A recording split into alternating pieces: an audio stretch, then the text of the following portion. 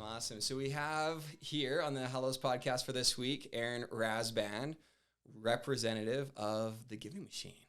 Yeah. Is that right? Or Giving Machine Project? Or? Yeah. It's the Giving Machine. So my wife and I together, Cammie Rasband and myself, are the City of Flagstaff Giving Machine leaders. That's awesome. Yeah. And so for this is year 2, which is kind of exciting, right? So people kind of maybe had an idea or saw these around.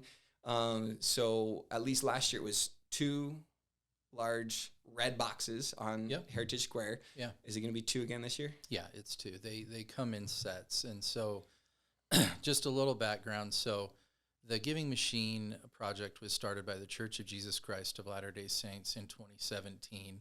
And it was just some person's like random brainchild where they were like, hey, what if we put charity products in a vending machine? And a person could just go up and buy a specific charity product for the holiday season as we're thinking about giving and all this stuff like that. And you know, especially for those who celebrate Christmas, you know, we're thinking about Jesus and stuff like, could we do something as he did and like give to others and take care of other people?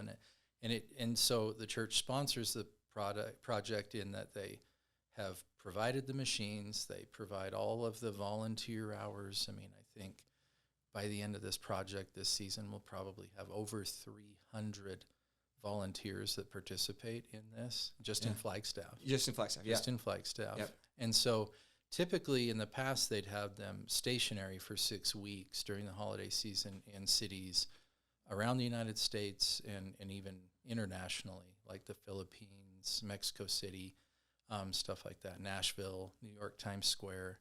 But last year they tried a pilot project where they're like, what if we moved machines so we could give more cities the opportunity to have this experience? And so the pilot project happened somewhere in the South, I think it was Georgia, but also in Arizona. And so they ran 2 of these mobile machine projects. And so Flagstaff, last year, we were the first city to open a mobile giving machine, and we had it for 2 weeks, and then it went on to Gila Valley, and then it finished the last 2 weeks in Tucson. And it was successful enough that they said, this is great. We're going to do more of that. So last year, I think we were operating roughly 28 giving machines worldwide. Oh, wow. And this year it's up to 56. Okay. And they're doing a lot more traveling machines. And so, in fact, in Arizona, we now have 2 sets of traveling machines. Flagstaff is part of the West route, and this year it's a little bit reversed. We were first last year. We're last this year. So December 16th, our launch event will be this Saturday at 1:30 in Heritage Square, and that's where the machines will operate. And it will be from December 16th until through January 1st, end of the day. And then they leave the 2nd. Yeah. And so then getting really granular with then just anybody can come in. Yeah. Right? And basically use a vending machine to do charity. Yeah. That's pretty much how it is, right? Yeah. You know, what type of things are, so I kind of had some experience with it last year, and but, you know, as the leader of Flagstaff, and I heard there may be some switches, some changes on what people are seeing in these machines that they can buy, right? So, and they're not, am I understanding right, that, you know, an actual product isn't coming at you. It's not like you're getting a blanket or a, you know, or a meal or something that you can go hand out or something. And now it's your responsibility to go deliver the item. The idea is you're funding these things, right? What are the types of things in the machines this year? Yeah, so like, you know, and the charities changed from last year. We want to give more people an opportunity to be featured in the machine, so it rotates. So, you know, I have a cheat sheet in front of me to keep some information. Yeah. So one of our charities is, it's Nation's Finest, right? They're a nationwide charity, but the Flagstaff office is featured in our machine, so it's local. Okay. And it's a veterans charity, and so some of the items they have are you're buying transportation assistance for a set amount of money, winter clothing for a veteran, a mobile phone for a veteran, stuff like that. We've got Northland Family Help Center, local domestic violence shelter that works with women and families. You can buy a hygiene kit, school essentials, for kids that are displaced because of domestic violence, a recreational outing. We've got cancer support community, Northern Arizona, chemotherapy cap, a new wig, 4 yoga classes. That's an example. International charities. There are a couple international charities in the machines. Mentors International. You can buy a baby goat. You can buy a fruit tree to be planted in.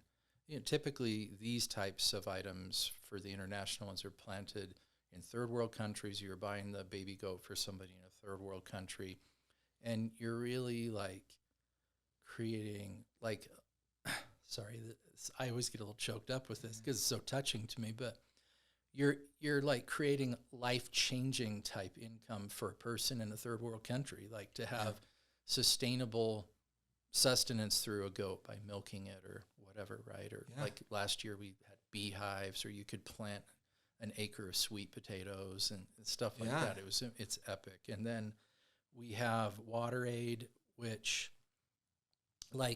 you're purchasing a community well to be drilled and installed in a community that doesn't have clean, safe water.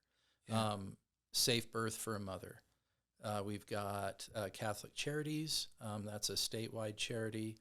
One hot meal, a family shelter, a night for a family experiencing homelessness, a new home kit when they are putting people into more permanent housing. So pots and pans and sheets and stuff like that. And then, just stuff like that. And the thing that's important to understand is that when you're purchasing something in these things, dollar for dollar, cent for cent, the thing that you're purchasing is the item that you're purchasing. The charities have agreed to very, very strict reporting on, listen, if a person buys this thing, you have to provide this thing. Yeah. So if you're buying a baby goat, that charity has to turn that into a baby goat for somebody where they do their work. And, and I want to be clear too, for what it's worth, none of these charities are Church of Jesus Christ of Latter-day Saints charities. These are all non-affiliated with the LDS Church. And so, it's not a self-serving thing that we're doing here. Yeah. We're doing this to show that, this is something we just believe in, whether it's for our own charities or not. Obviously, there are LDS charities. And so, to be able to do this is pretty amazing. Yeah. And I think it's also important to note, too, that you the time and the hours that you have into this, and you said all the volunteers, that no one's paid. No. Good luck. It's my second job that pays me nothing, but warm fuzzies in my heart, Yeah. And I think that is so important. I'm that kind of guy that I get to, and not to be always a skeptic on things, but you'll get to the checkout, and it's everywhere right now in the checkout lines of just want to give a couple bucks here, and you're like, we all see those horrific stories of all right, a nonprofit profited someone, right? Yes. And not the cause, right? And not the people that are intended to be served. And so I think that is really cool in this, that you go with a level of saying these organizations and programs have been very, very vetted. They have. And that you can go in with that idea of some people really like that local flavor, or some people are like, hey, first world problems here, let's go ahead and then get to that third world type. And some people they're attracted to a certain thing. Last year when I saw you could buy an acre of sweet potatoes to be planted somewhere, I was like, I'm doing that. Done. Yeah.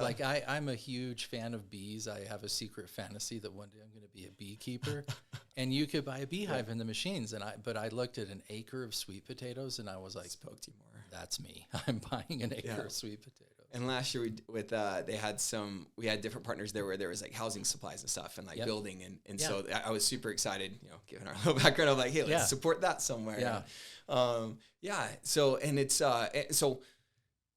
the people going and doing this, and it's great for kids too, right? And it takes a lot of it because we're so busy in this season. I hate it. I hate the first 2 weeks of Christmas or of December. I mean, so it's easy, right? You don't have to. Which hey, there's value to hard work and charity, but there's also some value to swiping a card, pushing a button. Yeah, And none of you just some good. But it also, I mean, there are items in the machines as cheap as $5 and up to as expensive as $300. So it's kind of pick your own thing. And if you're like super charitable and you're like, I want one of everything, you can literally like hit 777, like kind of like winning at Vegas or something like there that. Is a code? And it's 777.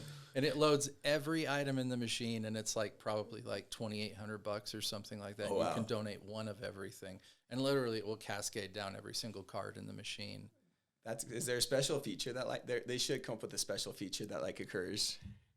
I think it's just a high five from everyone in Heritage Square. There you go. Unofficial high five round. Yeah. And so they are. I had a quick question on that one too, where they're there like basically 24/7 from, you said, the 16th through the 1st of January. Yep. But you said a kickoff, and then there's volunteers there and different kind of activities happening, right? So you can kind of give us a heads up on what people can expect. Yep. So at the kickoff, there will be the heads of the charities will be speaking, kind of introducing their charities and what they do. The mayor will be there. Mayor Daggett will be there. She's a big supporter. We so appreciate that. City council members will be there. Local officials from the Church of Jesus Christ of Latter-day Saints will be there. And then there will be a dance number from Ballet Folklorico, which is really, really amazing. They do an incredible job. They performed at the machines last year, and they were incredible.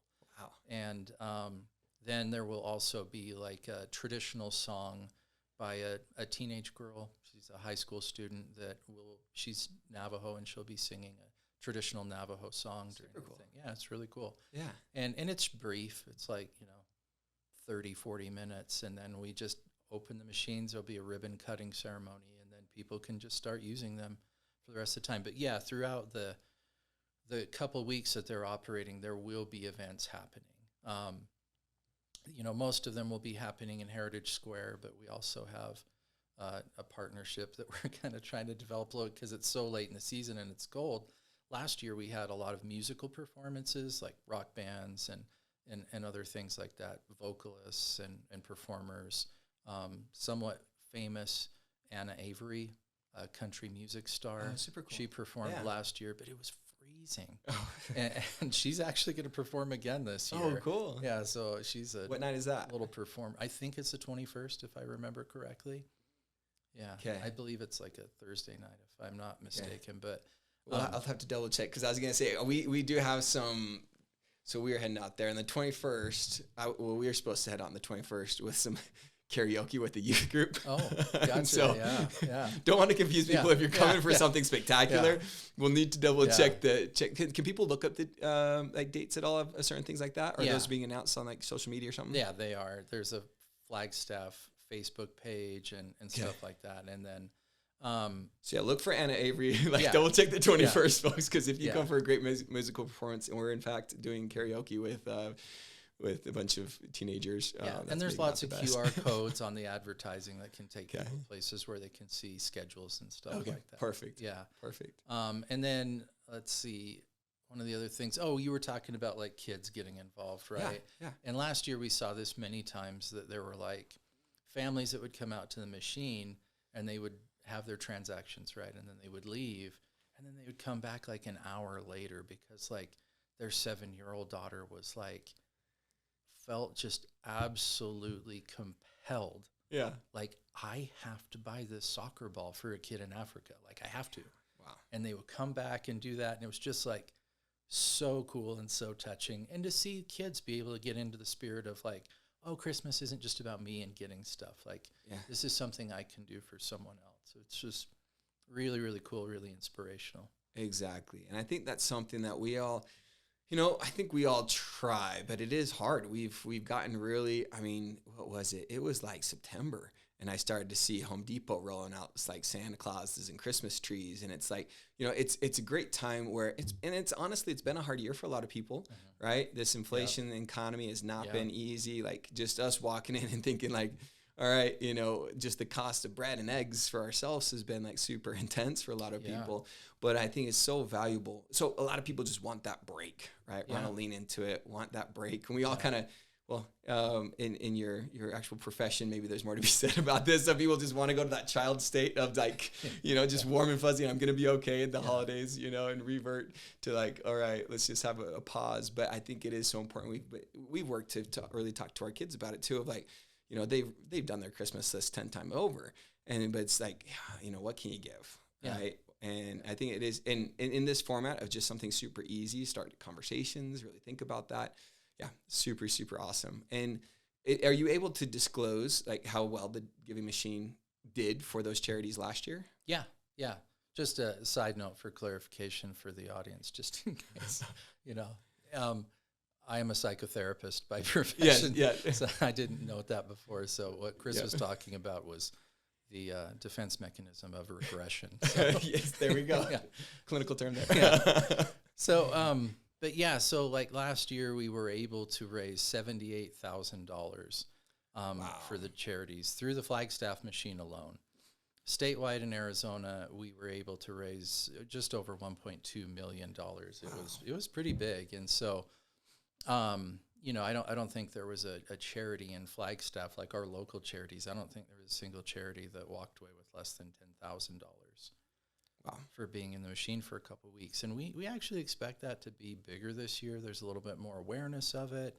The charities are very involved this year and stuff like that. There was kind of a learning thing where I think, last year the charities were just kind of, I'll just put my stuff in this machine and it'll do its thing.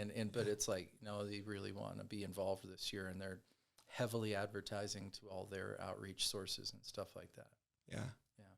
And I love how community-centric it is. I love that, we all know that we need to get out, support the local businesses, get downtown, pick up a cup of hot chocolate, coffee, whatever it be. And, there's great sweet stores. We always love that. They don't serve cheesecake on a stick anymore, though, downtown. They used to. They had chocolate-dipped cheesecake on a stick. That's gone. Yeah. The caramel apples are great, though. Get downtown, plan a date night, get the kids out. Yeah. And I think it's just an amazing opportunity to just carve a little bit of time out to.